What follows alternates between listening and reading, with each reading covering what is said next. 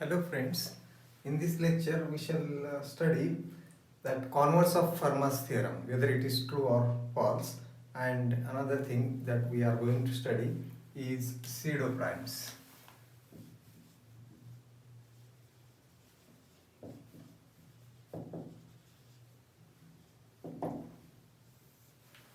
First we shall see that converse of Fermat's theorem is not true, and for that purpose we shall prove a lemma.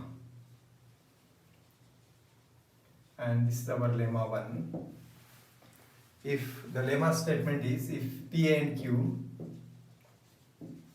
are distinct primes,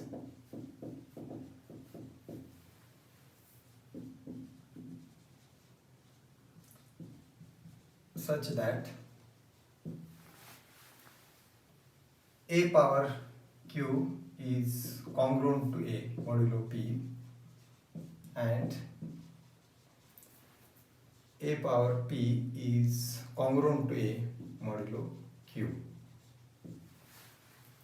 then A to the power PQ is congruent to A modulo PQ. So this is the theorem that lemma it is that we shall prove.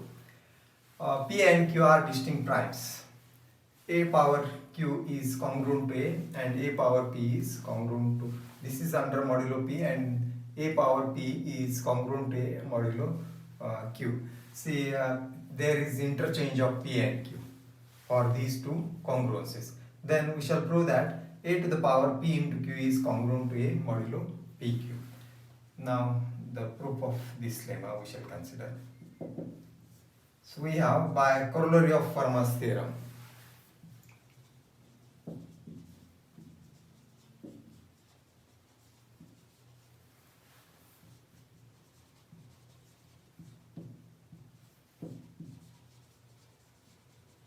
If P is a prime, then A power P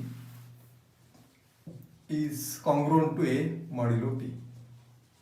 So this is corollary of Fermat's theorem. Or if here P and Q both are primes, so this may be written as A power Q is congruent to A modulo P.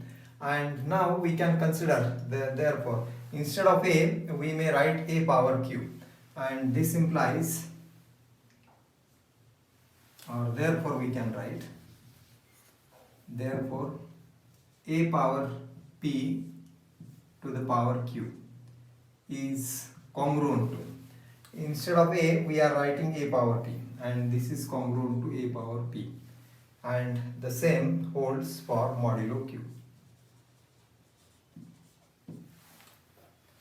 So that means we have to use this result, or this may be written in terms of P if you want. So thus if we want to write it in terms of P, then we should write here as A power Q, and here the power should be P, and this will be congruent to A power Q under modulo P. See, we have in place of A we have written A to the power Q, and here also in place of A we have written A to the power Q, and P is the same. So this is the result from this corollary of Fermat's theorem. And but what is given, A power Q is congruent to A modulo P, that is hypothesis. But by hypothesis it is given in the lemma. A power Q is congruent to A modulo P. And now we combine these two results. See, this is clear by A is replaced by A power Q on either side, and the same corollary is written, and this is given in the theorem, in the lemma, or that is hypothesis. And now we combine these two. See, A power Q to the power P is congruent to A power Q, and A power Q is congruent to A under the same modulo P, and we know congruence relation is transitive. That is, if A is congruent to B and B is congruent to C under same modulo, then A is congruent to C. and thus this gives, or we can write this in continuation, and therefore we have, see the left side is a to the power pq is congruent to a to the power q and is congruent to a modulo p, or that means a to the power pq is congruent to a modulo p, or this means p divides the difference of these two, a to the power pq minus a. And in the now, so thus we have obtained one result, and in the exactly similar result, instead of considering in terms of p, we may take it in terms of q, or interchanging p and q, we get q also divides a to the power pq minus a in the exactly similar manner.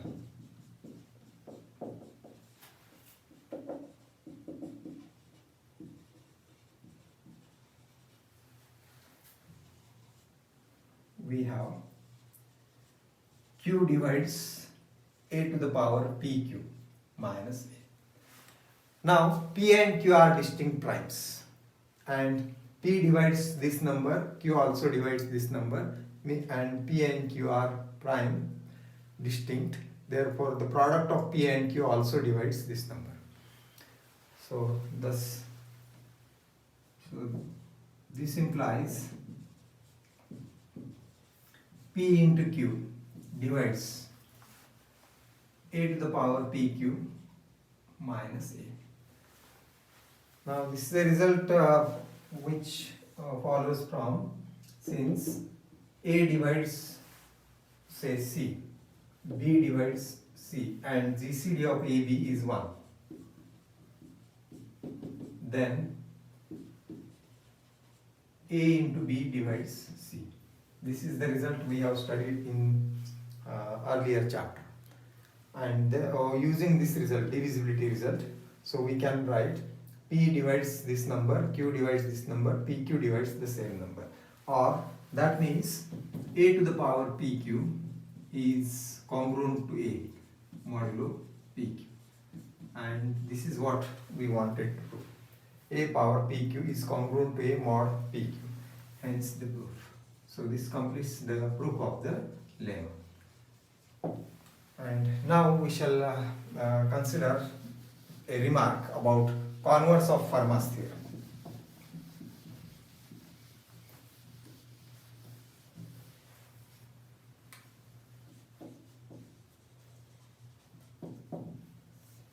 The converse of Fermat's theorem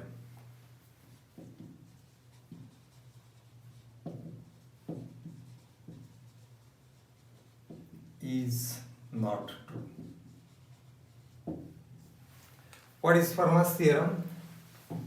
So we have, if p is a prime and p does not divide a, then a to the power p minus 1 is congruent to 1 modulo p, is the Fermat's theorem, and its converse will be q implies p. Means if you have a to the power p minus 1 congruent to 1 modulo p, then p need not be a prime, or instead of p we use the notation as n. We denote the integer by n. That is, if a to the power n minus 1 is congruent to 1 under modulo n, then n need not be a prime. Then n may not be a prime. So this we have to show, and to prove this we shall consider an example. Let n is equal to 341, and we shall show that we will consider a as 2. We shall show that 2 to the power 341 minus 1 is congruent to 1 modulo 341, and but this number is not a prime. So we shall show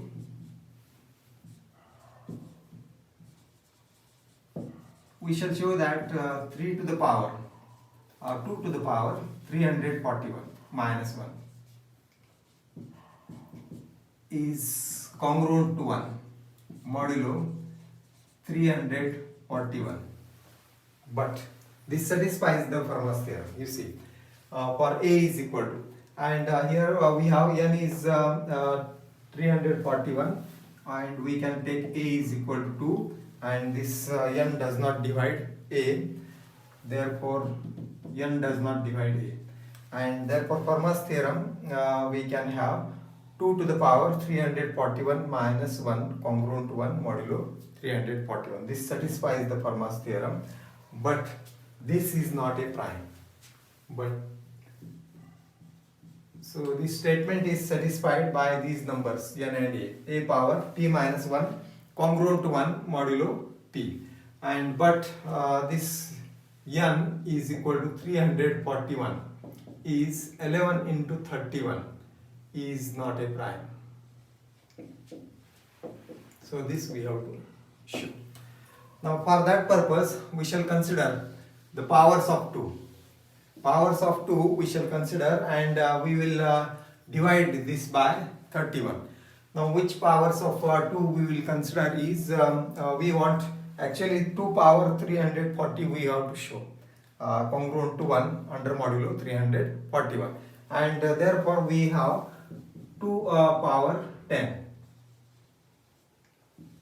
2 power 10 is 1024, and this is congruent or is equal to, now we shall divide 1024 by 31 and see the quotient. What will be the quotient, that we shall see.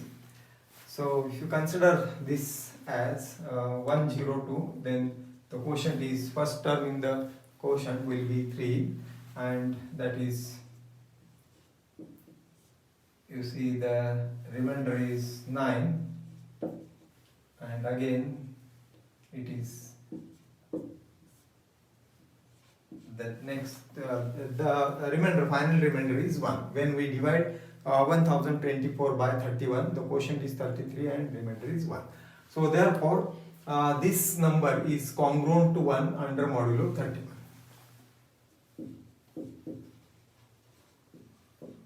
So this we have. Now we will consider, see, 2 power 11. So we have 11 and 31. We want to use this lemma. So further, therefore 2 power 11 is equal to 2 into 2 power 10 and is equal to, now 2 power 10 is congruent to 1, so therefore this will be congruent to 2 under modulo 31.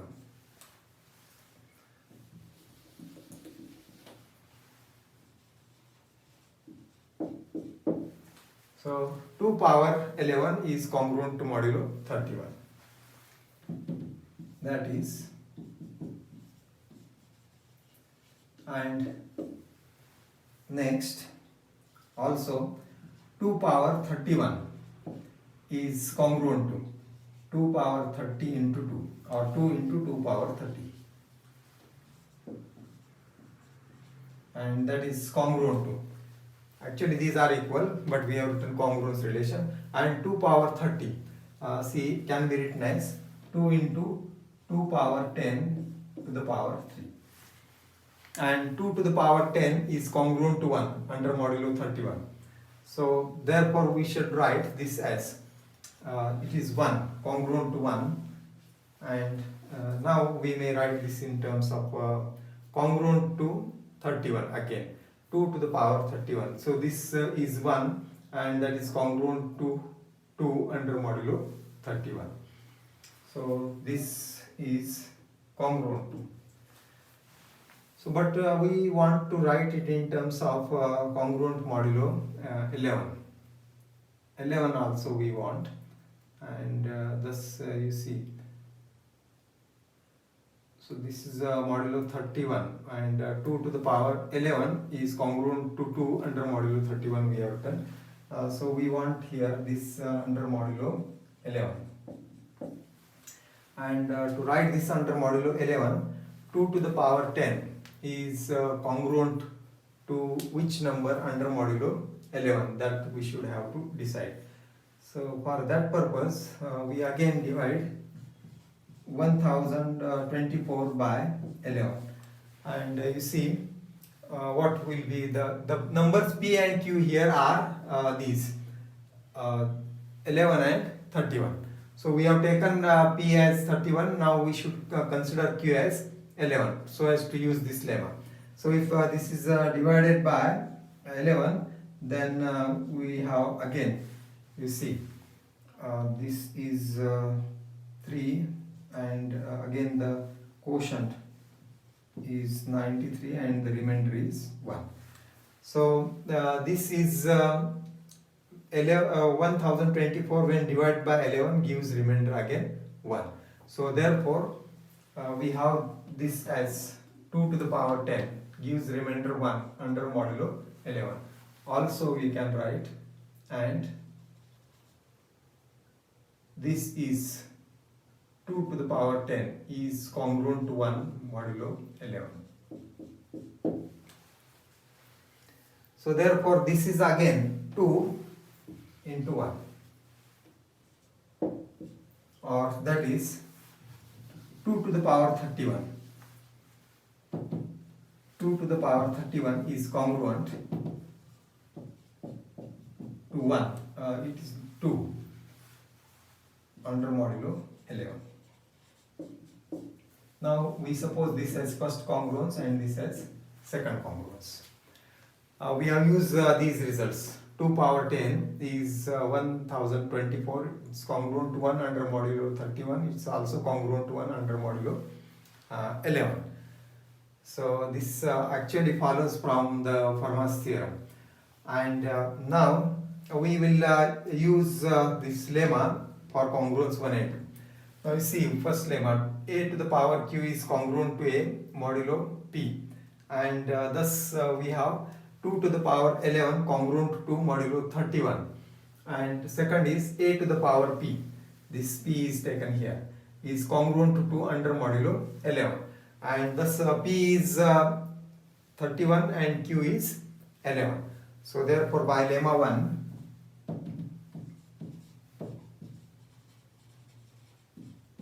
we have 2 to the power 11 into 31 is congruent to 2 under modulo 11 into 31. You see this. A to the power pq is congruent to a is there 2, and p and q are these values. So that means 2 to the power 341 is congruent to 2 modulo 341. And this is what we wanted to prove. And now we can divide both sides by 2, and that by division on both sides by 2 we will get 2 to the power 340. So the lemma we have used, and that means 2 to the power 340 is congruent to 1 modulo 341, dividing by 2, dividing both sides by 2, and that is 2 to the power 341 minus 1 is congruent to 1 modulo 341, and this is what we have proved. So we have to show that this relation, we have to show that, and we have shown. And this shows that this satisfies the conclusion of the Fermat's theorem, but 341 is not a prime. So this is what we have want to show. So this shows that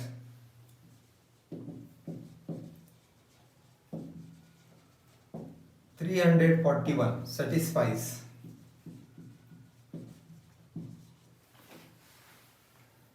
Fermat's theorem, but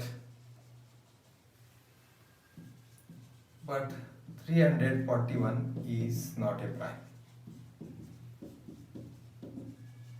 341 satisfies the conclusion of Fermat's theorem, but it is not a prime, and hence the converse of Fermat's theorem is not true. So that we have seen. Now next part we shall consider is pseudo primes. We will define pseudo prime.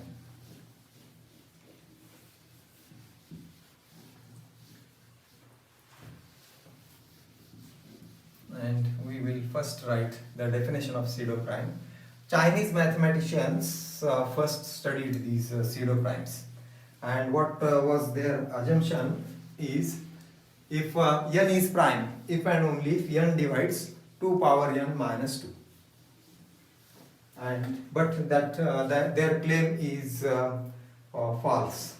And see, if they studied or they have this conjecture or hypothesis, n divides 2 power n minus 2, then n is prime. N is prime if and only if n divides 2 power n minus 2. And their claim proved to be false, and just we have seen example as, for example, n is equal to 341. Then we have shown just now 341 divides 2 power 341 minus 2. That is 2 power 341 is congruent to 2 under modulo 341, that we have shown. But this is not a prime, it is a composite number. And their Chinese mathematicians' claim is false, but these numbers are considered to be or said to be pseudo primes. So this is the definition for pseudo prime. An integer n is said to be pseudo prime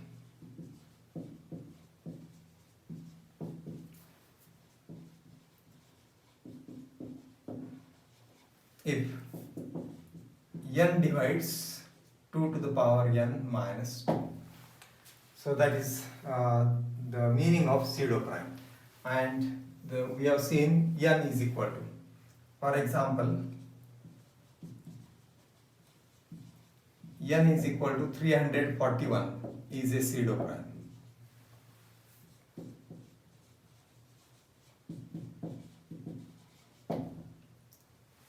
Now we shall state there are infinitely many pseudo primes. We shall state a theorem about pseudo prime, and this will be our theorem number 2.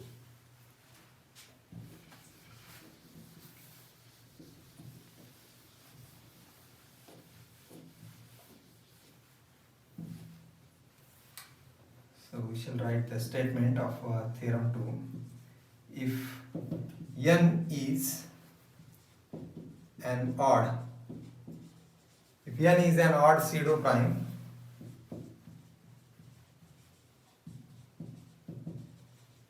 then Mn denoted by, see, 2 power n minus 1 is the next larger one, or the next larger pseudo prime is this one. This is the theorem that we shall prove. Now n is a pseudo prime and it is considered to be odd. So therefore n is actually composite. Pseudo primes are actually composite. Pseudo means it is not original, or say it is fake and not real. So pseudo prime means it is actually not a prime, it is a composite. So we shall assume let n be an odd pseudo prime. The proof we shall consider. Let n be a pseudo prime. N be, or it is an odd.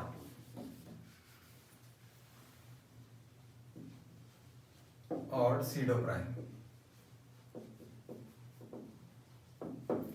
Therefore n is composite number.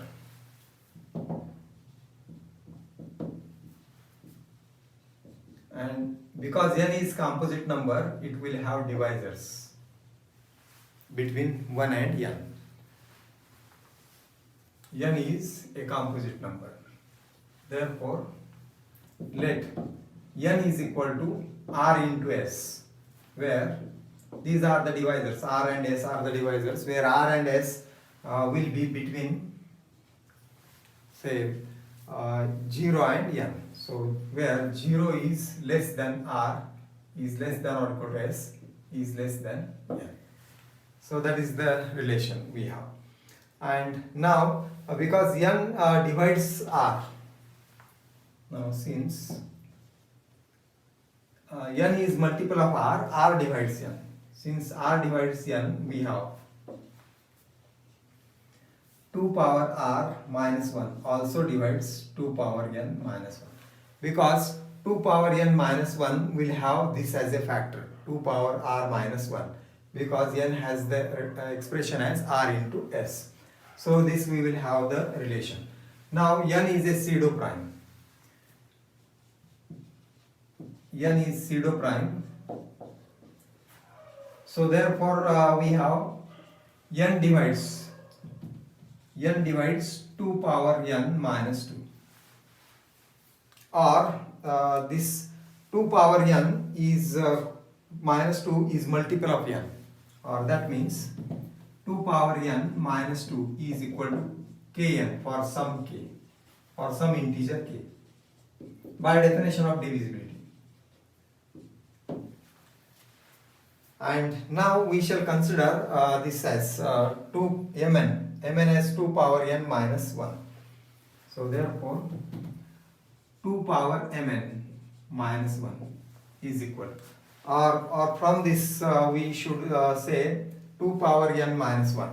So this is a composite number. So this here we have 2 power n, 2 power r minus 1 divides mn. You see, 2 power n minus 1 is mn, and what this shows, mn is composite. This is a divisor of mn, means mn is composite. So therefore mn is a composite number. So this is our first part. Now mn we have to show it is a pseudo prime.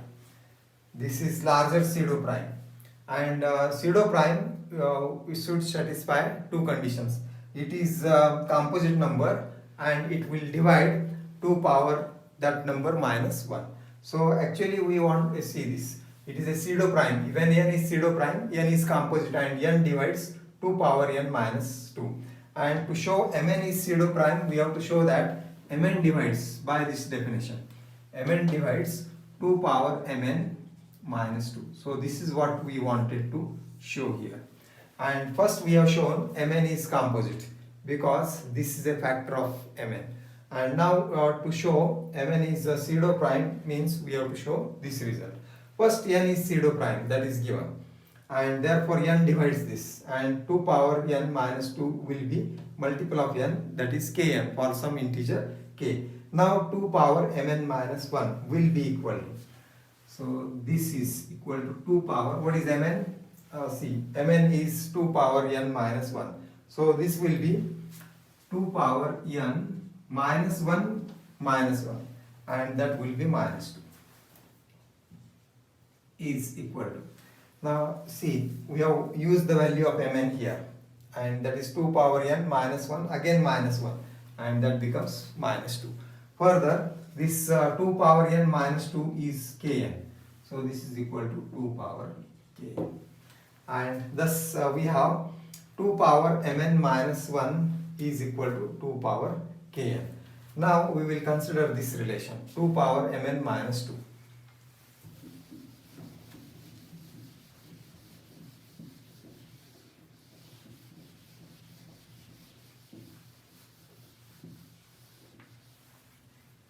Therefore 2 power mn minus 2 is equal to, now we can multiply this both side by 2. So 2 power mn minus 2 will be equal to, say this we should take 2 common from this, and then this is 2 power mn minus 1 minus 1. And what is 2 power mn minus 1? That is 2 power kn. So this is 2 into 2 power kn minus 1. And we see this can be factored. This is 2 into this we should write as 2 power k, or that should be written as 2 power n to the power k minus 1. And next, see, this can be factored. And what are the factors of this? It is equal to, I shall write here 2, and the first factor of this is 2 power n minus 1, and second will be 2 power n into k minus 1 plus 2 power n into k minus 2 plus so on up to 2 power n plus 1, using the formula of factorization. So the formula for factorization here we have used is since say if you have x to the power n minus 1, then the first factor is x minus 1, and the next is x to the power n minus 1 plus x to the power n minus 2 plus so on, and that is x plus 1. So this formula is used, using this formula. And here x is 2 power n, so therefore it is 2 power n minus 1, the first factor, and the second is again x is 2 power n here, so it is 2 power n minus 1, and the power here is actually k. In place of n here it is k, so it is k minus 1, x power k minus 1, 2 power n to the power k minus 1, and so on. So this formula is used here, and what this shows, that this is a factor of this one, or 2 power n minus 1 divides this. So this shows that 2 power n minus 1 divides 2 power mn minus 2. And but what is 2 power n minus 1? 2 power n minus 1 is actually mn. So therefore, see here in the hypothesis it is given. So that means mn divides 2 power mn minus 2, and this shows that mn is pseudo prime. So this proves that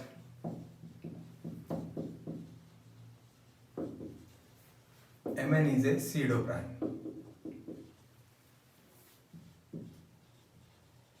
and this proves the theorem. So we have used the definition of pseudo prime. First we have shown mn is a composite number, mn is 2 power n minus 1, where n is pseudo prime, and then we have shown that this mn itself is a pseudo prime, means mn divides 2 power mn minus 2. For that purpose we have considered 2 power mn minus 2, and that is written in this form, taken 2 common, and then 2 power mn minus 1 is earlier we have written this as, or here we can write by 1.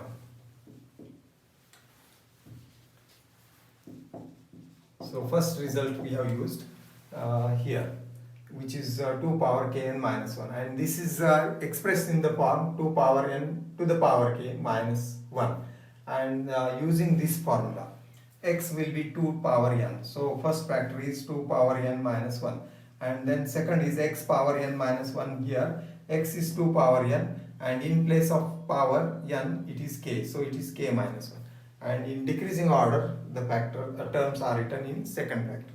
So what this gives, this is a factor, this is a factor on the left of the term in left side. So 2 power n minus 1 divides this, and but this is exactly mn. So mn divides 2 power mn minus 2, means mn is a pseudo prime, and this proves the result.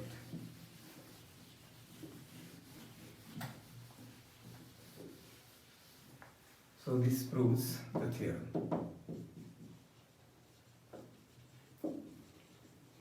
Now next we shall consider pseudo prime to base A.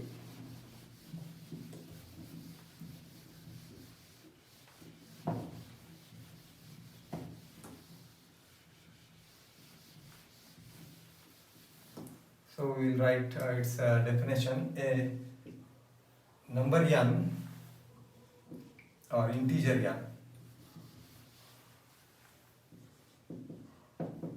an integer n is said to be a pseudo prime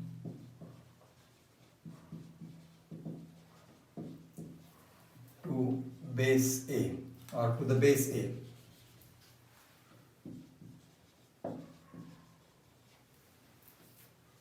If A to the power n is congruent to A under modulo n, or that means n divides A power n minus A, then this n is pseudo prime to the base A. Now we have, if say 2 power n is congruent to under modulo n, then n divides 2 power n minus 2. So n is a pseudo prime to the base 2. So this is the meaning of pseudo prime to the base A, where A is integer. Now the numbers which are pseudo prime to every base are called absolute pseudo prime.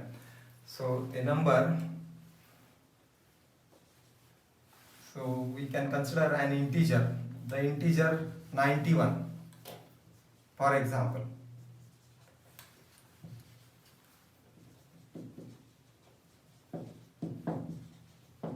The integer 91 is pseudo prime, is a pseudo prime to the base 3,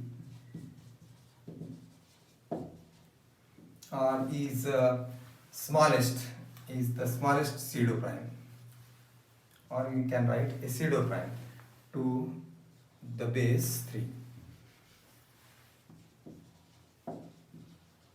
What is meaning of this? That is, we have 3 to the power, base is A, and that number is raised to this base. So 3 power 91 is congruent to 3 modulo 91. So therefore 91 is pseudo prime to the base A.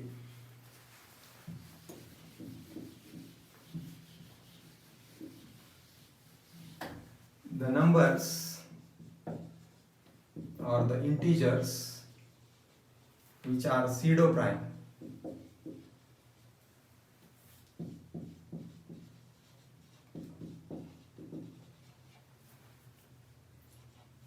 with respect to every base, pseudo prime to the base A,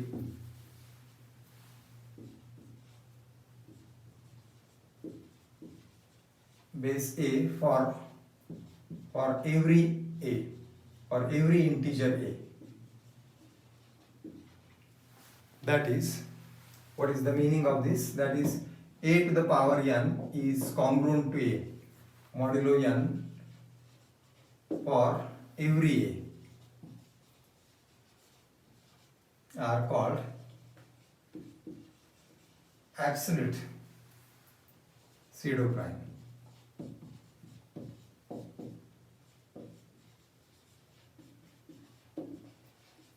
Or a Carmichael number.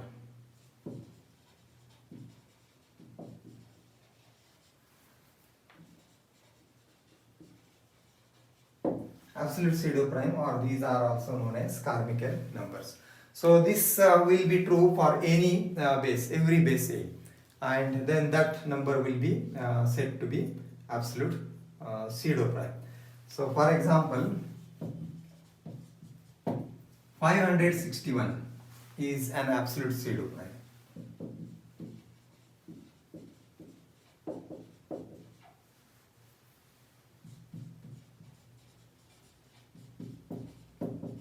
So we can prove this as absolute pseudo prime because 561 has the factors. You see the factors of 500. To show 561 is absolute pseudo prime, we have 561. The factors of this are, say, 3 into 11 into 17. These are the factors of 561. And if GCD of A and 561 is equal to 1, then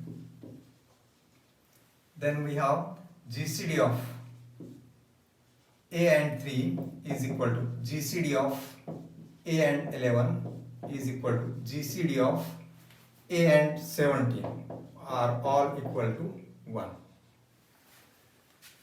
So because A and 561 are relatively prime, so therefore each factor of 561 is also relatively prime to A. Now we can apply Fermat's theorem. So by Fermat's theorem,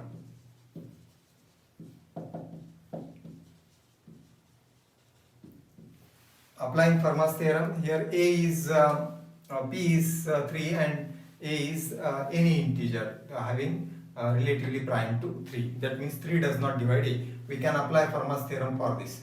So A to the power P minus 1. P here is 3. So this gives A to the power 2 is congruent to 1 under modulo 3. First application. Second, here P is 11 and 11 does not divide A. So therefore A to the power 11 minus 1 means 10 is congruent to 1 under modulo 11. And for the last, it is A to the power 17 minus 1, that is 16, is congruent to 1 under modulo 17. So this is the application of Fermat's theorem for these factors 3, 11 and 17.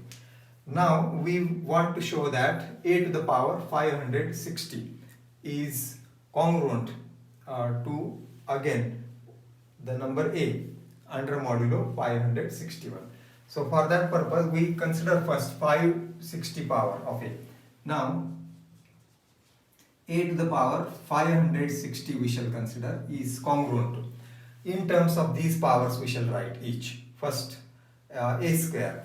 So A square to the power 280 because the product of this is 560. And again A square is congruent to 1. So this becomes 1 to the power 280, or that is congruent to 1 modulo 3.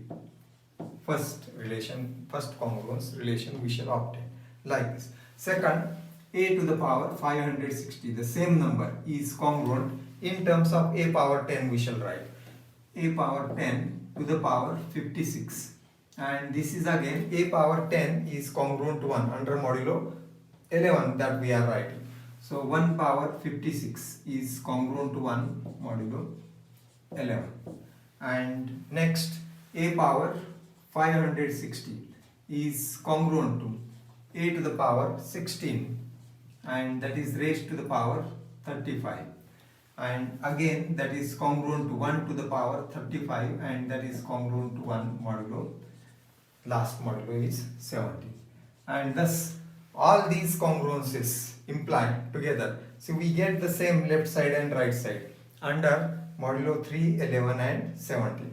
So same congruence holds under modulo 3 into 11 into 70, and that is 561. And so these imply A to the power 560 is congruent to 1 modulo product of this 3 into 11 into 70, or that means now we multiply both sides of this congruence by A, and that is A to the power 561 is congruent to A modulo, and the product of these three is 561, and this holds for any A, for all A, for every A, such that the GCD of A and 561 is 1. So this shows that this 561 is an absolute pseudo prime.